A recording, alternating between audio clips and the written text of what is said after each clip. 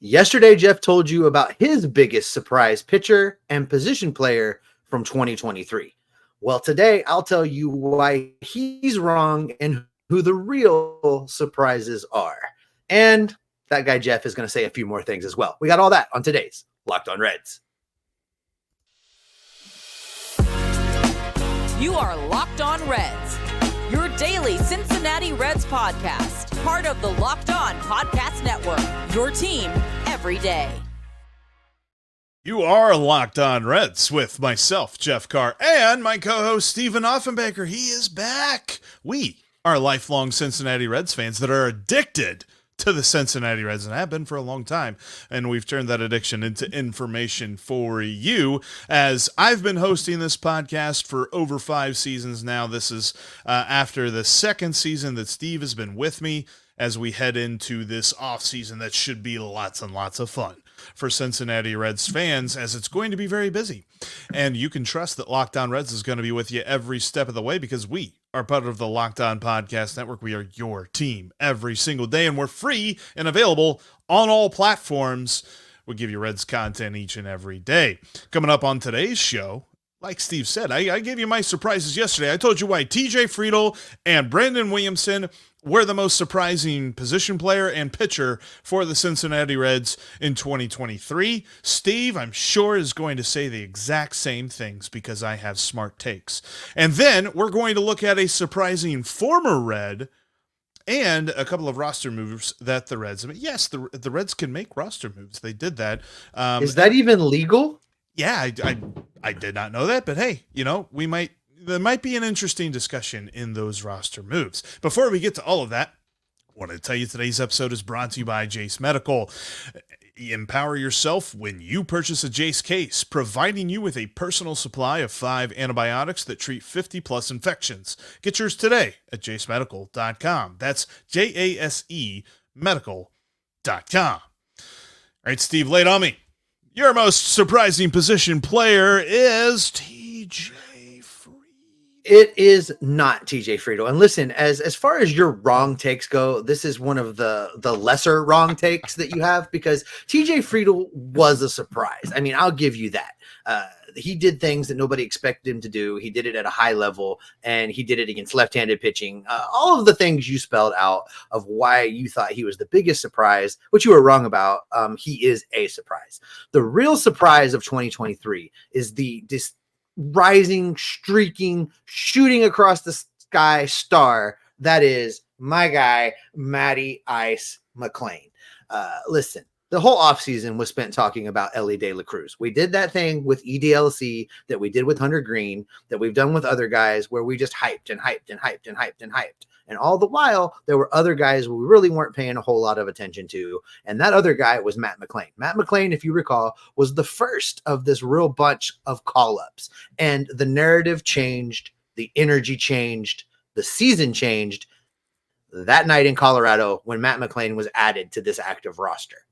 Now, That's true. Not for it to just be all feels. I'm going to back this up with some numbers, because you cited TJ Friedl as your surprise. And he had a great season. In 138 games, he put up a WAR, that's wins above replacement, of 3.8. Now, we've said when we explained this last offseason that when you get to the 4.0 neighborhood, you're talking about an all-star. So I don't think anybody had TJ Friedl penciled in on their all-star ballot at the beginning of the season versus now. So he's a surprise, right? Yeah. But again, I said he did that in 138 games. Matt McLain put up a 3.7 WAR, just 0.1 less, and he did it in just 89 games between being called up late and then dealing with that injury. So he did it in a lot less time. If he had played those 138 games, we'd be talking about a 4.5 to 5 WAR for Matt McLain, and that would have blown everybody else's doors off. That's my first argument. And now I hear some of you guys already saying, but what about Spencer Steer? For comparison's sake, Spencer Steer played in 156 games and only put up 3.0 as far as WAR goes. The hits keep coming, Jeffrey, because let's take a look. It is still good, but let's take a look at slash line. Let's look at overall performance in this season, again, between Matt McLain and TJ Friedl. Matt McLain slash line for the 2023 baseball season, 290, 357, 507, where TJ Friedl put up 279, 352, 476. Again, respectable, but not as good as Matty Ice. I think when you take the statistics combined with what the energy change was, how Matt McLain was the spark that kind of turned the narrative, turned the energy, made everybody believe a little bit, and kind of opened the door, opened the floodgates for what this team was going to be moving forward. I think that makes him the biggest surprise in 2023. All right, I got one issue with this. Can we let Matt Ryan keep the Matty Ice nickname? Can we call Matt McLain Matt McClutch, McBang, something? I don't want to call him Matty Ice. Matty Ice that's a quarterback. That's fine. I'm perfectly willing to go with Matty Yippee-Ki-Yay. Matty Yippee-Ki-Yay. Yeah, give me diehard Matty. I don't know, like just not Matty Ice. No. Matt McLain was a surprise. I mean, I think we talked about him in the preseason as though he could be a solid contributor to this team, but we really weren't that sold on how good he could be. We did not expect him to be the best rookie that the Reds had this season, and that's exactly what he was. He is this team's rookie of the year. As much as I love what Spencer Steers does and the versatility that he has, and he led the team in games played and at bats and all of this durability stuff, but it's because he started the year with the team. If Matt McLain had started the year with the team, he'd have led everybody in everything. And I think Matt McLain, had he had a full year under his belt, probably would have won Rookie of the Year, assuming that, injuries didn't derail it or something like that. So I'm definitely with you. I think that Matt McLain deserves to be in that surprising spot. And I think it's kind of a toss-up between him and TJ Friedl. The only reason that I give the edge to TJ Friedl is that he literally came out of nowhere. No one was expecting him to do anything.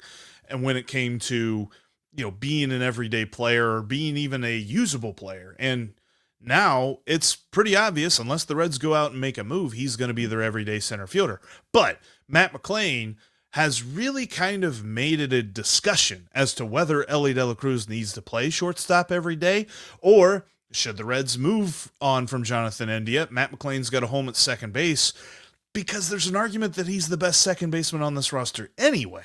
I really feel like Matt McLain has built for himself the kind of profile that we would have expected Elly De La Cruz to have right away. And I think we'll see Elly have the star profile right now, but Matt McLain had the better year.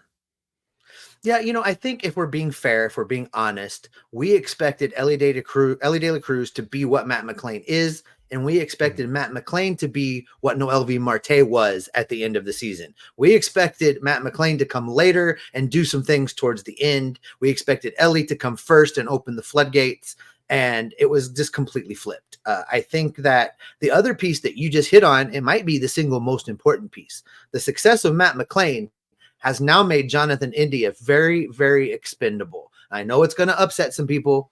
I know that there's going to be some folks that it hurts their feelings. But at the end of the day, if you can trade Jonathan India and make this team better in the bullpen, or make this team better in the outfield, or make this team better with a starter in the rotation, whatever floats your boat, if you can flip Jonathan India and accomplish that and put Matt McLain at second base every day, then that's a win for the Cincinnati Reds organization. It's a win for this team moving forward in 2024. It'll be painful for a hot minute, and we will move on. We moved on from Kyle Farmer. We can move on from Jonathan India as long as the deal is right. And we've all decided that we trust Nick Krall when he's making trades. So I like that the success of Matt McLain has created that extra layer of flexibility for Nick Krall to address needs within the organization. There is an added element to this as well, and far be it for me to add to your argument. This is a weird episode here, but I'm helping you argue this point. Matt McLain is probably the leader of this clubhouse. Like, I remember Joey Votto talking about coming back from injury in June, and he said one of the first people to come up to him was Matt McLain. It was like, welcome back in, stud. Love to have the GOAT on the team. Don't mess it up. Basically is what he said. It was something to that effect.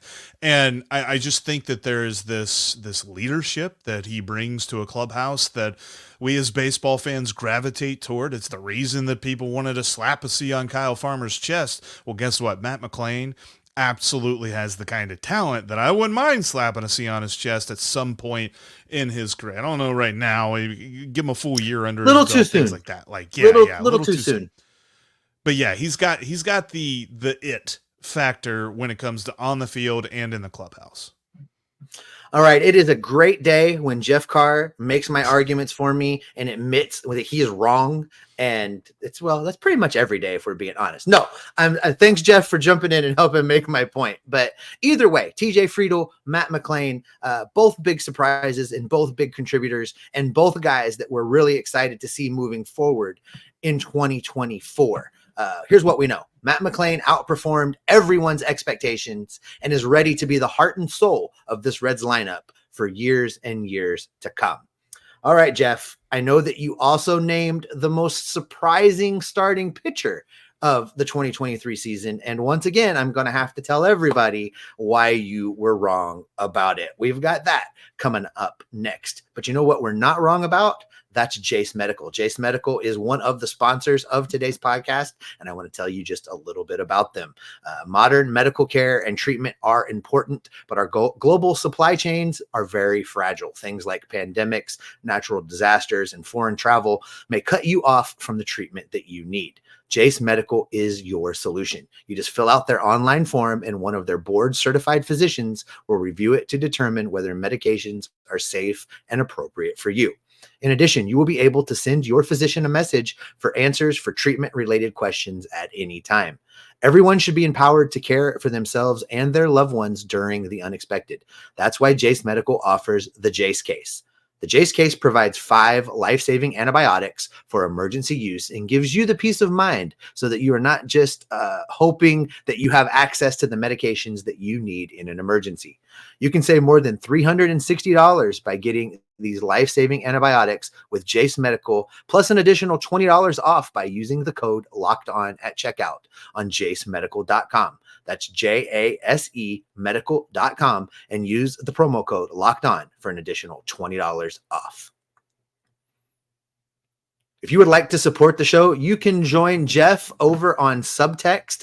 Just send a text that says Go Reds to 513-597-0944, and you can text back and forth directly with Jeff. You're going to get his thoughts on some of the moves the Reds are making, what's going on in the postseason, insider tips that we get as they come along. You're also going to be first in line when we do Q&A shows like our Aloha Fridays. Those will come from Subtext and from the YouTube comment section when we go live. So make sure you give that a try today. You can join and get a 14-day trial. Just send Go Reds to 513-597-0944. Thanks as always for making Locked On Reds your first listen every day. Everydayers. Jeff's going to do some shows solo coming up in the coming days as I travel back to the lovely Aloha state of Hawaii from Ohio. And then it'll be he and I together again next week. So make sure you are subscribed to get all of Jeff's thoughts on these off-season moves, off-season situations, player reviews, and his takes on what's going on in the postseason. All right, Jeffrey, I think I'm 1-0 on today's show as far as the surprises go.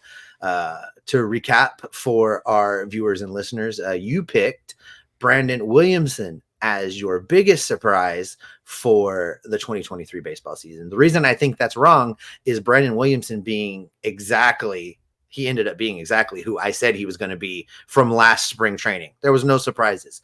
He was going to be raw. He was going to come up and need some work. He was going to improve while working with Derek Johnson, and he was going to become a solid major league starter. That's what he did. That's what we said. No surprises at all. He is the guy that I thought he was. So I'm going to say that that's not the biggest surprise. You know who is the biggest surprise? The biggest surprise in the 2023 baseball season is a rookie named Andrew Abbott that came up and not only performed above expectations, not only delivered basically ace starts when this team was in the shambles. He picked up this starting rotation, heaved it on his back, and carried it through months and months of baseball. You didn't see that coming. I didn't see that coming. The prognosticators didn't see that coming. I don't even think Derek Johnson saw that coming. That is the biggest surprise of 2023. I think that's tough. I kind of agree with you. I think looking at this, we had him penciled. Oh, way to stick to your guns there, Jeffrey. Way to be Way to fight for your guy. I don't think we expected either one of these guys to be big contributors to this rotation this year. I think that we expected less out of Williamson, though, because we saw the numbers he was putting up in AAA, the walk numbers. I think his strikeout to walk ratio was like 1-to-1. Meanwhile, Andrew Abbott was setting everything on fire, and so we're thinking, okay, this guy's got a shot. Now, did we think he was an ace? No. But I still find it hard to believe. I think that coming into next year, Andrew Abbott is a lock for the rotation. I don't think Brandon Williamson is a lock for this rotation. And I think that it was mostly surprising that Brandon Williamson was a usable starting pitcher on this team already this year. I think I would have pegged him to pitch longer in AAA, but because of necessity, he had to come up to the major leagues and do something. And the fact that we got anything out of him was just a plus. I'm going to toot my horn again. I said all along this was the guy he was going to be. We could go back in the archives and pull the multiple times that I said that exact thing, that he was going to be rough around the edges, that working with Derek Johnson was going to fix him, and he was going to be a 4th, 5th contributing starter in this rotation. That's who he is. I just, again, no surprises at all. But if you had told me at the beginning of the season that a dude named Andrew Abbott was going to pitch in 21 games and have a 3.87 ERA and 109 innings and basically be the leader in this team as far as the starting pitchers go because of injuries, I would have told you that the Reds must have lost 100 games. They must have been completely out of it, and that they just let this guy pitch because they were looking to figure out what was going on next season. This guy came in and shocked the National League. He came in and shocked everybody that watched him pitch. There's just no bigger surprise to me. The only other surprise that I think even is in remotely the same neighborhood is if I could collectively take the bullpen and say they are the biggest surprise for what they were able to do with their workload. Other than that, nothing comes close to what Andrew Abbott was able to do when this team needed someone to do that thing. He stepped up. I think what I love the most, though, about both of these guys and the profiles that they have, the different stuff that they throw with, is that neither one of them is a fireballer. Neither one of them relies on, lighting up a radar gun or something like that. They do it with movement. They do it with location. They do it with deception, and they do it well. And I think that, as they move forward through the offseason and through spring training, we're only going to see that continue. We're going to see more variety than in Brandon Williamson's game, where he's going to be able to kind of utilize that breaking pitch a little bit better. I think he started to toward the end of the year, but that was also the pitch that everybody hit very well. And with Andrew Abbott, I just think rest is what he needs. Like, he was a guy that every 5th day they were like, dude, if you're even close to a quality start, you're staying in there because nobody else in the starting rotation can. And I kind of wonder that a little bit with Williamson too, is that he seemed to be treated a little bit more gingerly, more kid gloves when it came to when he got into trouble, as opposed to Abbott. They let Abbott pitch out of trouble with this, which tells me that I think they expected Abbott to be almost as good. I don't know, and I'm with you. I think Derek Johnson would have thought we were crazy had we told him in March that this kid was going to be considered as the ace of the staff this year. But I do think that through his first couple of starts in the major leagues, they learned that they can trust him through this and that he's got some real talent. The other thing with Brandon Williamson, Jeff, is I'm not sure they're sold on him as being a starter. That two times through the lineup thing was really a hard stop. And I don't know what that was about. And David Bell really never addressed it. I don't know that I ever really even heard the beat writers directly ask the question. I would ask the question, why does he never get an opportunity to pitch a 3rd time through? But it's going to be interesting with Brandon Williamson. As you say, Abbott's a lock for the rotation next season. There's no battling for a spot for him the way I see it. But I think Brandon Williamson is going to be one of 2 or 3 guys battling for that 5th spot in the rotation. And unfortunately, I don't think there's any good film that helps benefit him in that battle because he wasn't allowed to deal with the adversity and push through. So it's up for grabs. I mean, we could see Brandon Williamson in the bullpen next year. We could see him do other things. And it's just one more thing on the list of why he's kind of who I thought he was. I think at the end of the day, he's going to be a fifth starter on this team. I think they're going to trust him a little bit more in his second season now that he has a season under his belt. But I never saw Abbott coming. Abbott would be a number 2 guy on a lot of teams.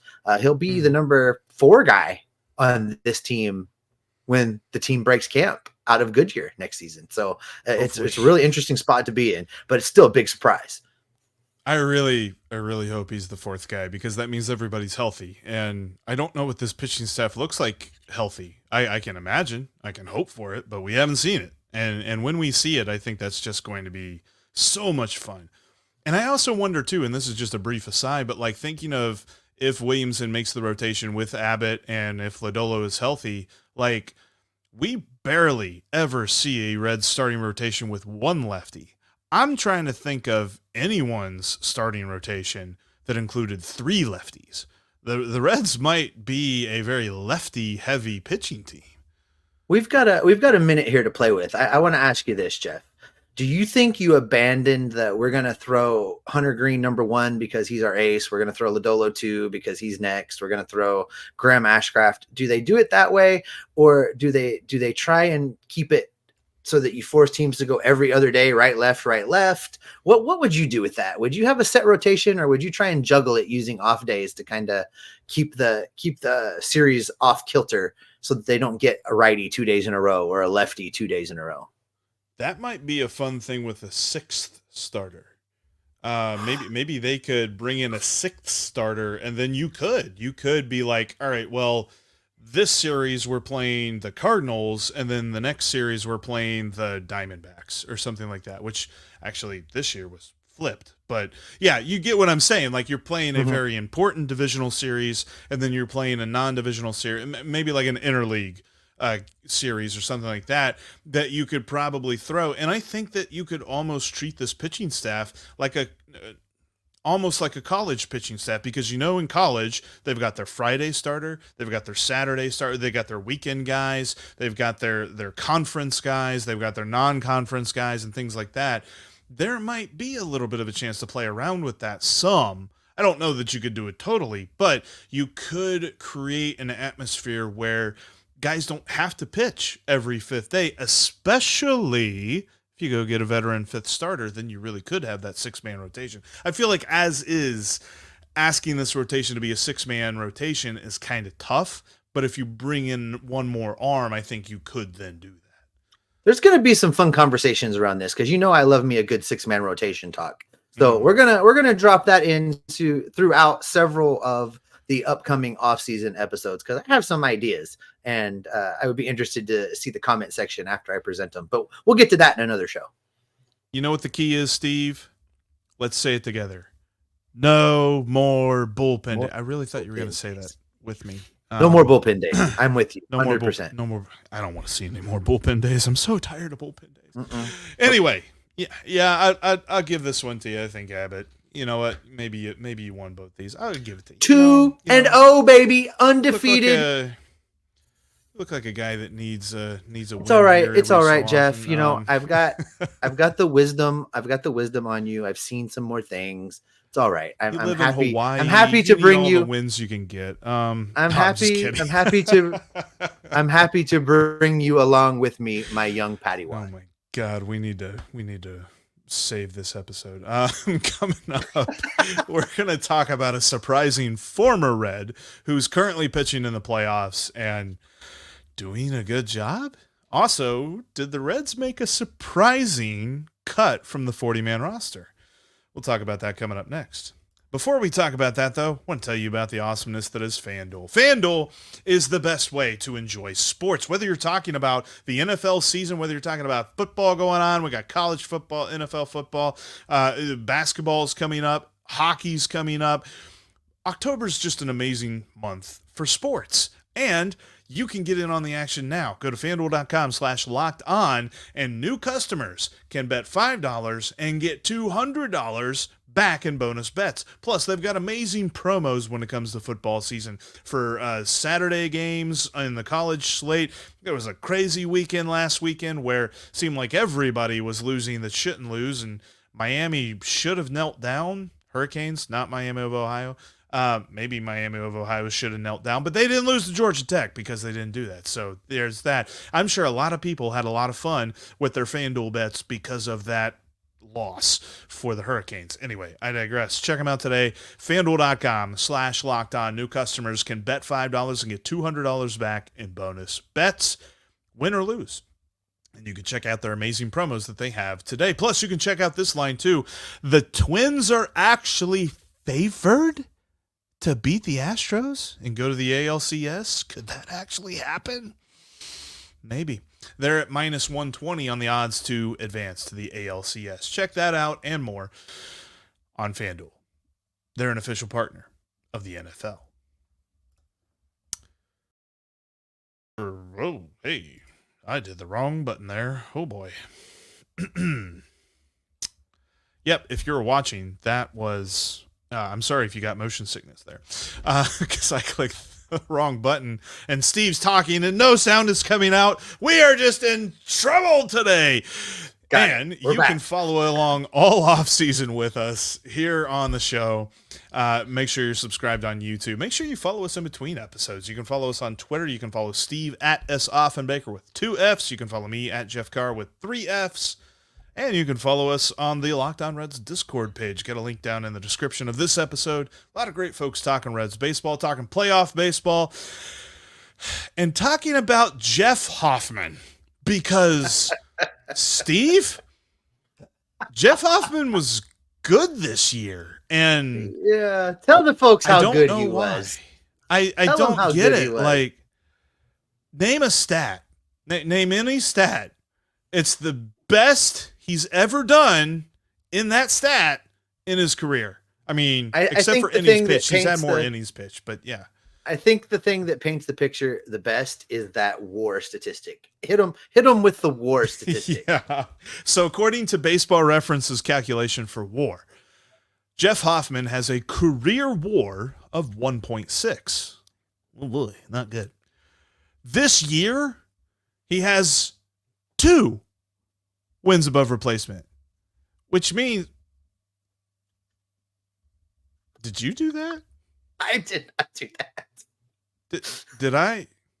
That was. I don't know. There were balloons. If you're not watching, if you're on the audio feed, some balloons just showed up on the screen. There is wildness going on around here, folks. I apologize to the audio feed.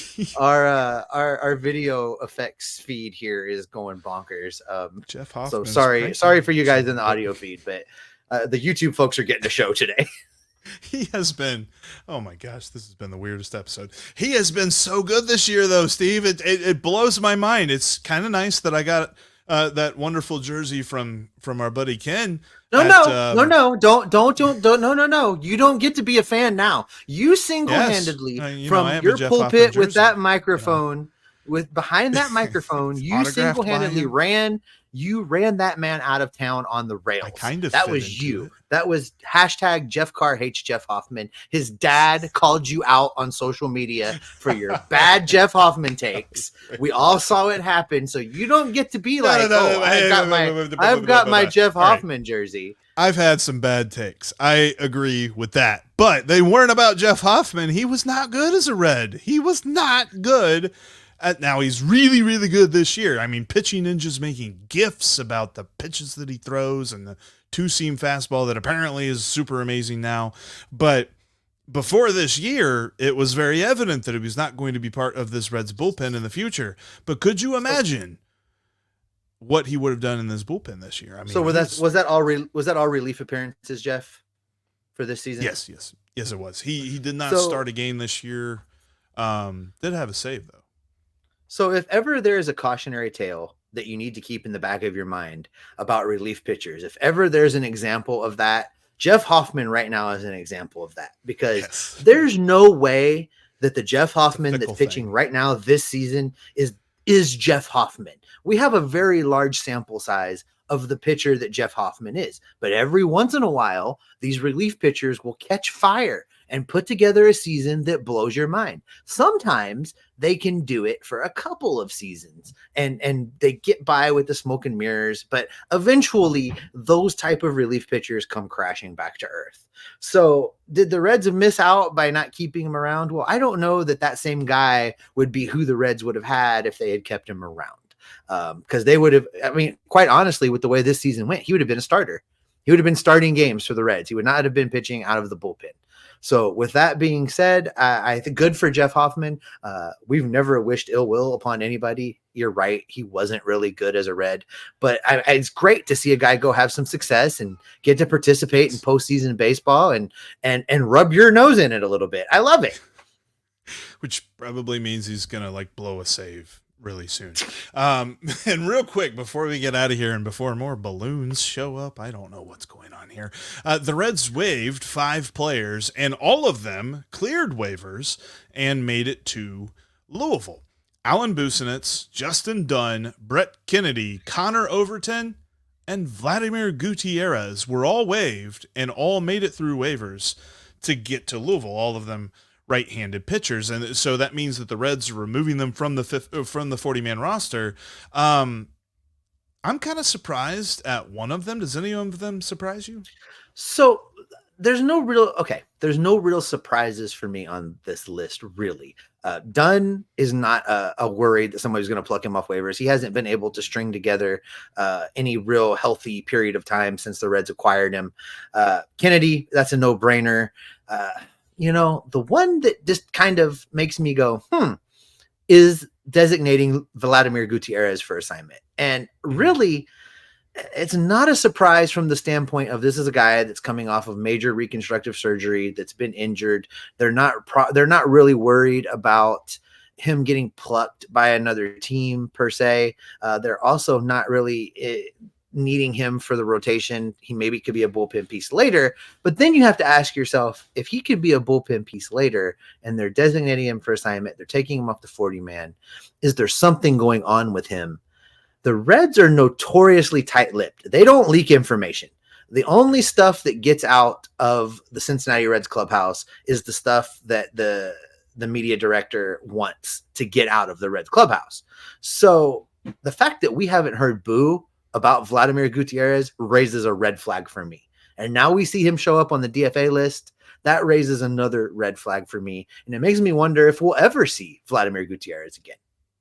What makes me even more curious, I wouldn't say concerned, but curious about that is that no one else claimed him. So not only are the Reds being very tight-lipped about it, but everyone else seems to know what's going on. They all seem to know what the scuttlebutt is, and nobody's really saying heads or tails about it. I just think, it is nice that he's going to be in Louisville and he's going to be some pitching depth for the Reds there off the 40-man.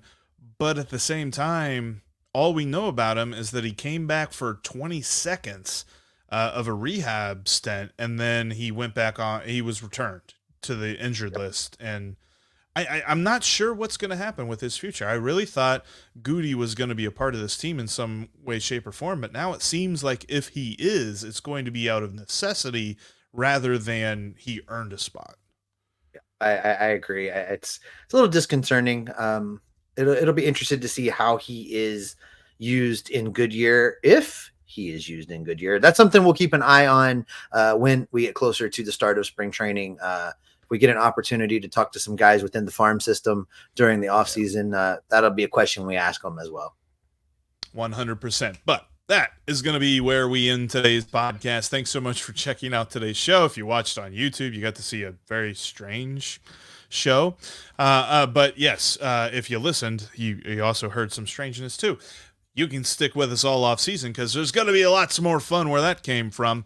As we look forward tomorrow, we are going to be talking about the kind of ranking players on the Reds in tiers. We're going to be looking at the top tier players, middle tier, all that great stuff on tomorrow's show. So make sure you check it out because why, Steve? We're going to keep you locked on Reds every single day. That was a video train wreck. It really was. I still haven't figured out the balloons. Where do they come from?